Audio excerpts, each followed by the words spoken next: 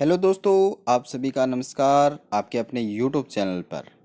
तो आज हम डिस्कस करने वाले हैं अपने जो सीईटी का जो सिलेबस है उसके बारे में। आपको सीईटी का विस्तृत सिलेबस बताया जाएगा। और अगर आपके पास पीडीएफ नहीं है तो आप अपने टेलीग्राम चैनल से आप पीडीएफ ले सकते हैं या आप स्क्रीनशॉट ले सकते हैं। तो चलिए देखते हैं, शुरू करते हैं। आपके जो सीईटी की भर्ती आई है अभी, जो पात्रता परीक्षा है स्नातक स्तर ये ग्रेजुएशन लेवल की जो है, उसमें कुल कितने परसेंट होंगे? 150% होंगे। और कुल अंक कितने होंगे? 300 होंगे। 3 घंटे का समय दिया है। आपको ये ध्यान में रखना है कि आपके 1/3 यानी 1/3 नकारात्मक अंकन काटा जाएगा। ठीक है। हमें बात करनी थी अपने सिलेबस की।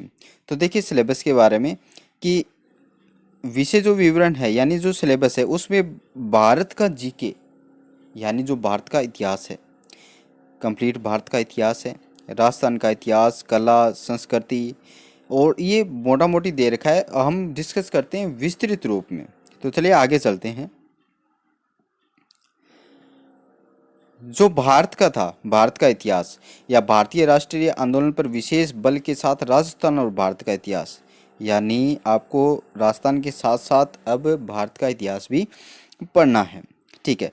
तो भारत के इतिहास में क्या होगा कि जो महत्वपूर्ण घटनाएं हैं 19वीं 20वीं शताब्दी में, जो सामाजिक और आर्थिक जो धार्मिक सुधार आंदोलन हुए उनके बारे में। ठीक है। और भारतीय स्वतंत्रता आंदोलन के बारे में। 1857 की क्रांति तो आएगी आएगी, इसमें से क्वेश्चन बनता ही बनता है। जो राजस्थान में जनजाति और किसान आंदोलन, ये इम्पोर्टेंट है जी। मीणा भील जनजाति जो हुई थी वो किसान सीकर के आंदोलन आदि वो आपके पढ़ने हैं। राजनीतिक जन जागरण और प्रजामंडल, प्रजामंडल से एक क्वेश्चन फिक्स आता है। ठीक है। और राष्ट्रीय एकीकरण, राज्यों का पुनर्गठन, एकीकरण में से क्वेश्चन बनता है। ठीक है। नेहरू युग और विज्ञान एवं तकनीकी का विकास। ठीक है। अब इसके बाद में राजस्थान के इतिहास, कला, संस्कृति, साहित्य, परंपरा और विरासत भी विस्तृत रूप में दी हुई है कि किस क्या क्या टॉपिक आपको पढ़ना है। ऐसा नहीं है अब की बार कि आपको ऐसे बोल दिया कि राजस्थान का इतिहास पढ़ना और आपको पता नहीं है कि इसमें से कौन कौन से आपको टॉपिक चूज करने हैं।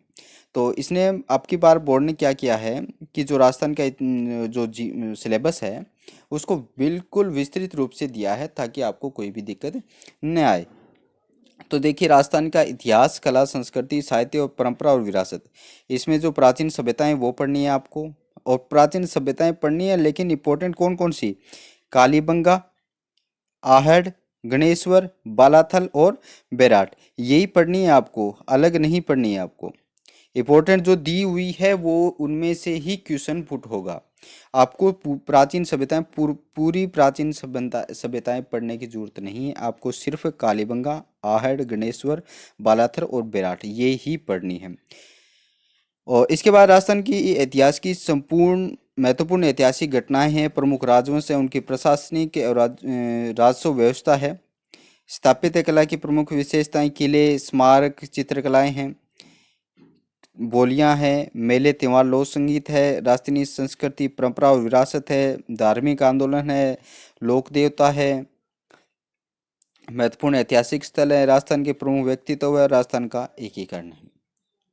ज़्यादा बड़ा सिलेबस नहीं है, आराम से कवर होने वाला सिलेबस है। चुनिंदा आपको टॉपिक दिए गए हैं। आप अगर आराम से बैठ के इसके बारे में गहनता से सोचोगे तो बिल्कुल सिंपल तरीके से दिया हुआ है। इसके बाद में देखिए भारत का भूगोल। भारत का भूगोल भी आएगा, राजस्थान का भूगोल भी आएगा। और आपको ये ध्यान में रखना है कि इन जो सिलेबस में दिया है वो ही पढ़ें, इसके अलावा नए पढ़ें, पूरा पढ़ने की जरूरत नहीं है। भारत के भूगोल में इसका भौतिक स्वरूप है जिसमें पर्वत, पठार, मरुस्थल और मैदान आ जाते हैं। जलवायु और मानसून तंत्र है, नदियाँ, बांध, झीलें हैं, ये सेम चीज़ें राजस्थान वाले में पढ़नी है आपको। वन्य जीव जंतु अभयारण्य हैं, प्रमुख फसलें, प्रमुख खनिज, ऊर्जा संसाधन, प्रमुख उद्योग, राष्ट्रीय राजमार्ग। ठीक है। इसके बाद में जो राजस्थान का भूगोल है उसमें भी आपको वही भूगर्भीय संरचना है, जलवायु है, झीलें, बांध, जल संरक्षण तकनीकें हैं, वनस्पति है, वन्यजीव अभयारण्य हैं, मृदाएं, रबी और खरीफ की फसल है, जनसंख्या, ये तो इम्पोर्टेंट है और ये करंट जीके में भी आएगा। प्रमुख जनजातियां हैं, धात्विक और अधात्विक खनिज पदार्थ हैं, ऊर्जा संसाधन है, पर्यटन स्थल हैं, यातायात के साधन, राष्ट्रीय राजमार्ग, रेल और वायुयान। ज़्यादा बड़ा सिलेबस तो ये इतिहास और भूगोल को इसको ही मानो आप। इसके अलावा तो आपको करंट पर ज़्यादा जोर देना है, और जो इसके अलावा जो अलग विषय हैं उन पे जोर देना है। ठीक है। राजस्थान पर विशेष बल के साथ भारतीय राजनीतिक व्यवस्था।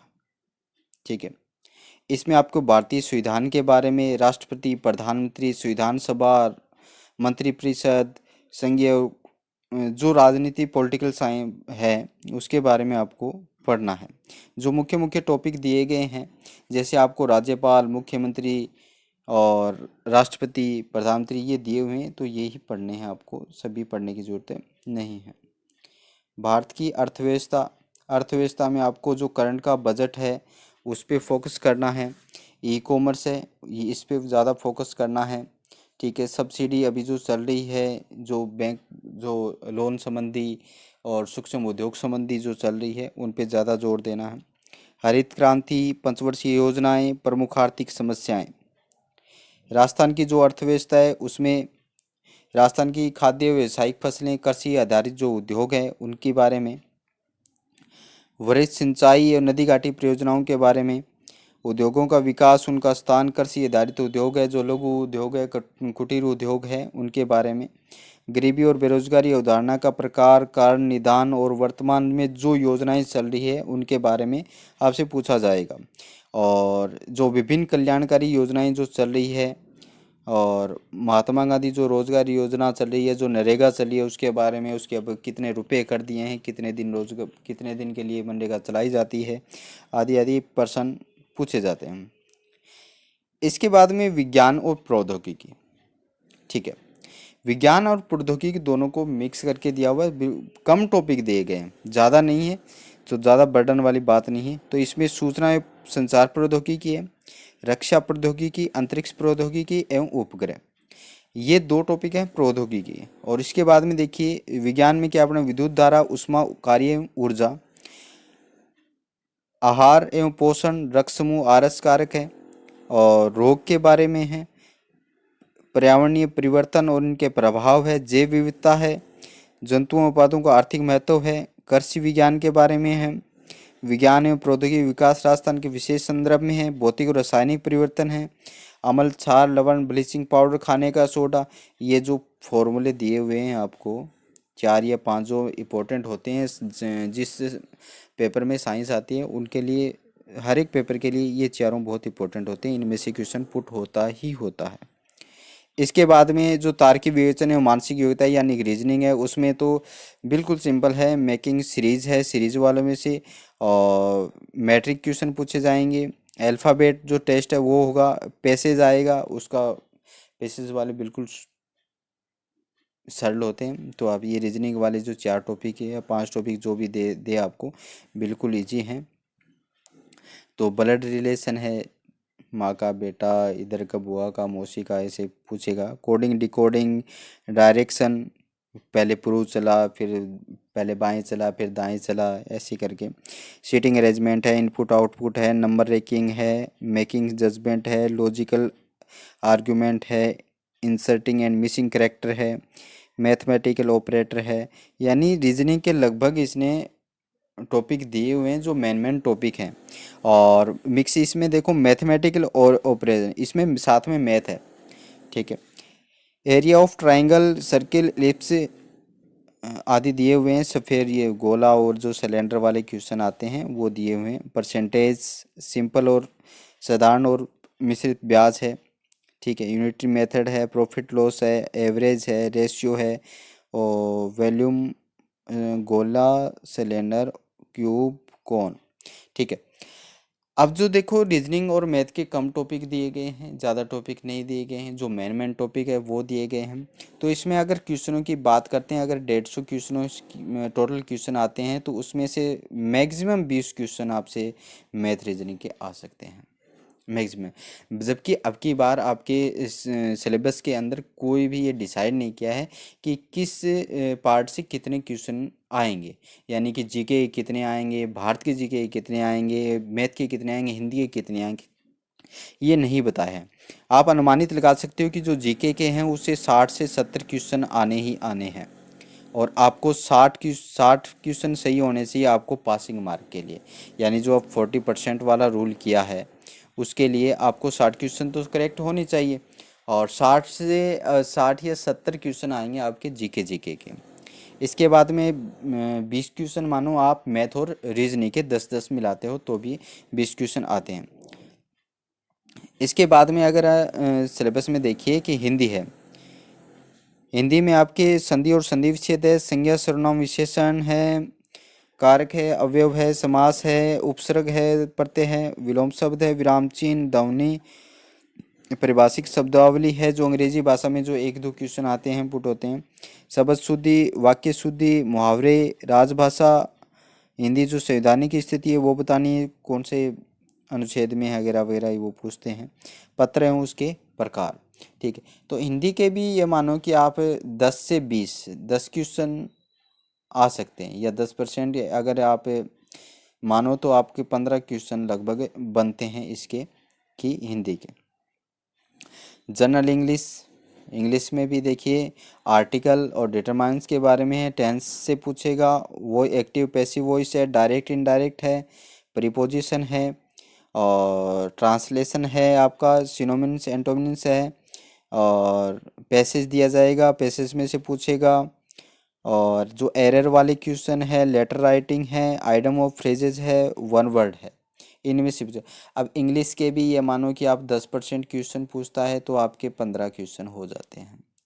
ठीक है, 15 इंग्लिश के, 15 हिंदी के 30, और 20 क्वेश्चन मैथ रीजन के 50, 60 क्वेश्चन अगर उसके मानो 110, और इसके बाद में देखो ये भी तो बच जाता है ना, कंप्यूटर का ज्ञान।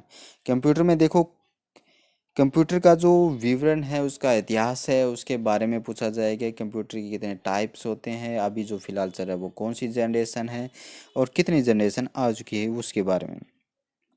और कंप्यूटर के बारे में जो रैम है, रोम है, फाइल का जो सिस्टम होता है, इनपुट डिवाइस कौन सी है, आउटपुट डिवाइस कौन सी है, कौन सा सॉफ्टवेयर है, कौन सा हार्डवेयर है, उसके बारे में। अभी जो फिलहाल चल रहा है वो ऑपरेटिंग सिस्टम कौन सा है, विंडो 10 चल रहा है, विंडो 7 क्या है, विस्टा क्या थी, विंडो 98 क्या थी, उसके बारे में। जैसे एम एस ऑफिस है, एम एस ऑफिस में तो देखो आप एक्सेल तो इम्पोर्टेंट है ही, एक्सेल ही पढ़ना है आपको, एक्सेल में से ही क्वेश्चन आएगा।